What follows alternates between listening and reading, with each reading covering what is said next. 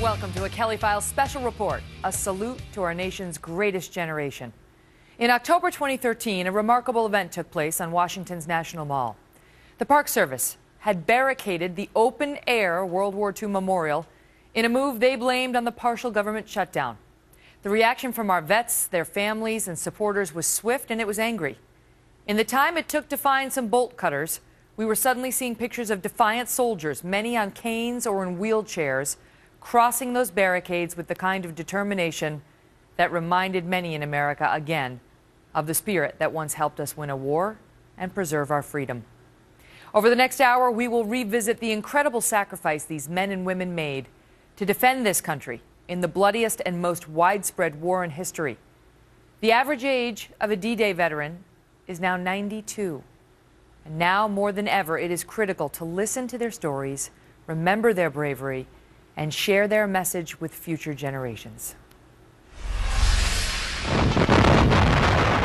December 7th, 1941, the Japanese military launched a surprise attack on the American naval fleet at Pearl Harbor. After 90 minutes of battle, nearly 200 U.S. aircraft were destroyed, 2,402 Americans were killed, and over 1,200 more were wounded. The next day, the U.S. officially declared war. December 7th, 1941, a date which will live in infamy. The United States of America was suddenly and deliberately attacked. Everyday life in America changed dramatically. Young boys became men in the blink of an eye and went off to war. Communities mobilized and women went to work outside the home. For nearly 4 years, U.S. service members fought some of the bloodiest and most infamous battles. The Battle of Midway was only 6 months after the attack on Pearl Harbor. The U.S. Navy dealt a serious blow to the Japanese military and derailed Japan's offense in the Pacific. The invasion of Normandy, where on June 6, 1944, the Allied forces began their campaign to liberate Europe from Nazi Germany. 11,000 Allied planes were in the air, the fighters keeping the German Air Force on the ground, while the bombers saturated Nazi strongholds.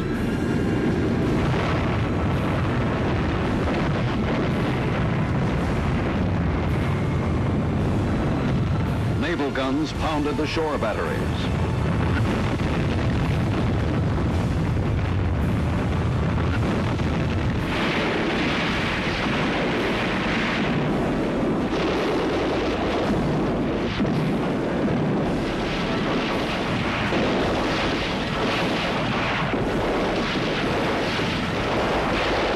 The Battle of the Bulge, where the German army sought to turn the tide in Hitler's favor. After 6 weeks of fighting, the Allied forces triumphed. Months later, Hitler committed suicide and Germany surrendered. It would take another 4 months for Japan to do the same, and only after the U.S. dropped atomic bombs on Hiroshima and Nagasaki. In the end, over 400,000 Americans were killed and nearly 700,000 wounded. But some 15 million returned home. The Department of Veterans Affairs now estimates a little over 1 million World War II veterans are still alive. This past Veterans Day, our country's oldest known service member from World War II was honored with a standing ovation at Arlington National Cemetery. 107-year-old Richard Overton then returned home, where he was greeted with cheers, handshakes, and hugs. Just one of the ways a hometown and a nation pays respect to those who changed the course of history.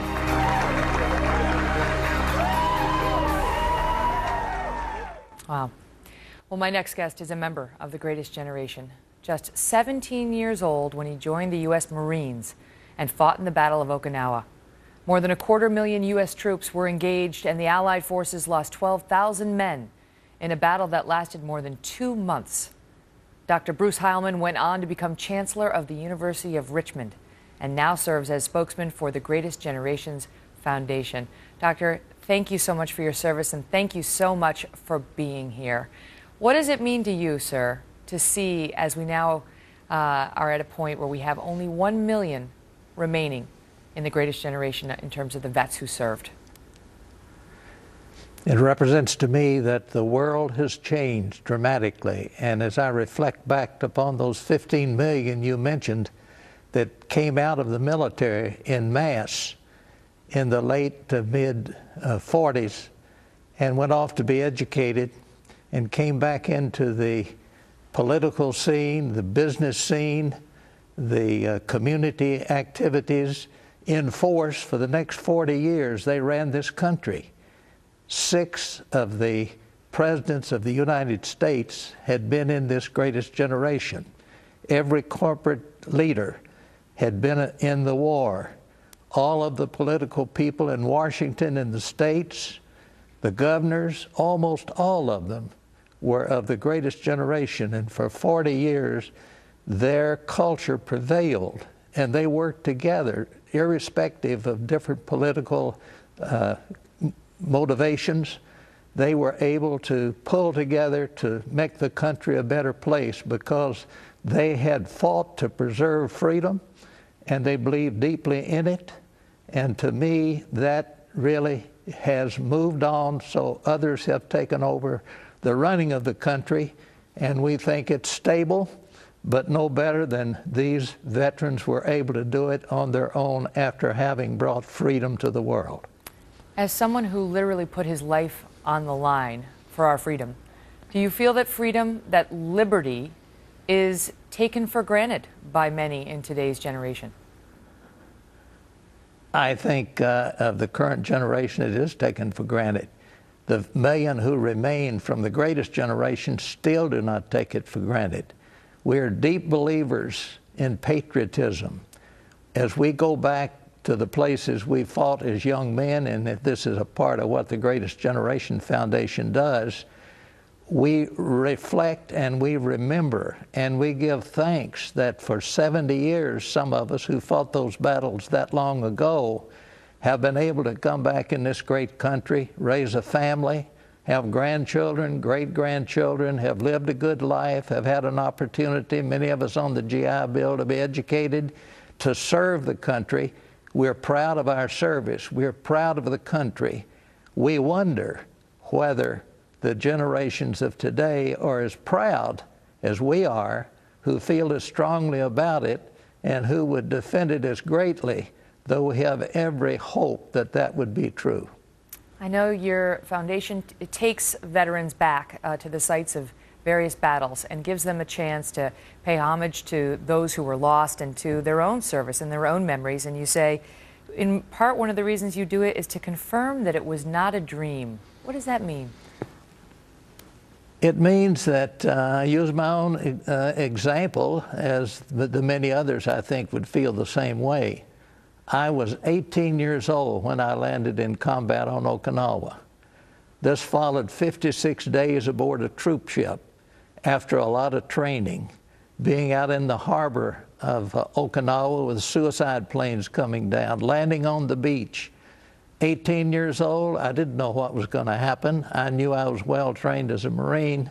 And then after having completed the Battle of Okinawa, preparing to invade Japan, and then having the happy world change with the dropping of the atomic bomb, which almost made all the troops go berserk because it said to us, we're going to live. We did not expect to survive. And all of that was a part of the activities in the hearts and minds of the people who were there. We were young, we were inexperienced. Each one of us who landed on a beach did not know the reality of war, and we learned about it. But we went in there willing to die, not wanting to die, but totally convinced that we were right, and we still believe it today. So when we go back, we see the rock, Iwo Jima. We see Okinawa. We say to ourselves, it really happened. Yeah. 70 years ago was a dream. Yeah, and I know that now you love to ride Harleys. Your wife gave you a second Harley for your 71st birthday, and for your 87th birthday, you made the longest motorcycle trip yet. Here's to many more years, sir. Thank you again for your service and for sharing your memories. Thank you. All the best.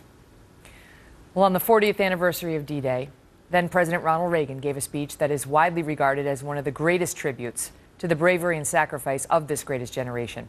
Coming up, the woman who helped him write that speech joins us live. Plus, a former World War II veteran talks to me about his experience as a prisoner of war and his message to today's young people. What does it mean to you?